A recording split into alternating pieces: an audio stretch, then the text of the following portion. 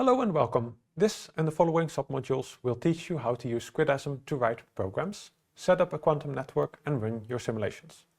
In this submodule, we will start with an overview of the files for a simulation run of SquidAsm and then proceed with showing how to make the simulation return Hello World.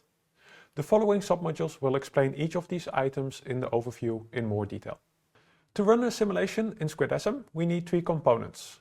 For explanatory purposes, we have split these three components over three files, namely the application.py file, the config.yaml file, and the run simulation.py file. The application.py file contains the programs that make up our application that we wish to simulate. We will come back to the application.py file in a minute after exploring the other files. The config.yaml file contains the description of your network. In this situation, we have a fairly simple network with two nodes, one named Alice and the other one named Bob. And these nodes are linked to each other via a quantum link, which generates perfect entanglement between Alice and Bob after a delay of 1000 nanoseconds.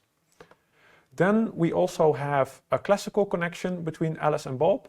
This allows Alice and Bob to send classical messages to each other. And the model has been configured such that the messages arrive after a delay of 100 nanoseconds. Then the run simulation.py file, it runs the simulation.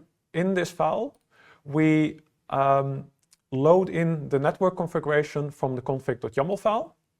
Then we load in the Alice and Bob program classes. We create instances of these programs.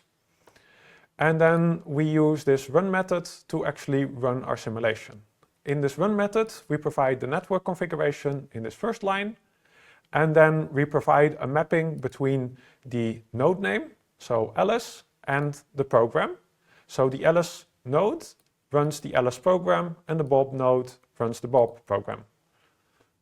Now we have set up our IDE to run this run simulation.py file when we press this button over here. This will run this file inside Python and thereby run our simulation. So currently we just ran our simulation, but nothing happened. That's because our application files are empty. I will also in the future use the Shift F10 hotkey to run the simulation.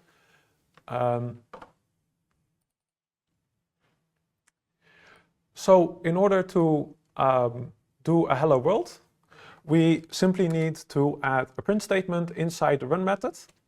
And we say hello world from Alice. And then if we run it with Shift F10, you now see in the console log hello world from Alice. And that is how you do hello world in SquidAsm.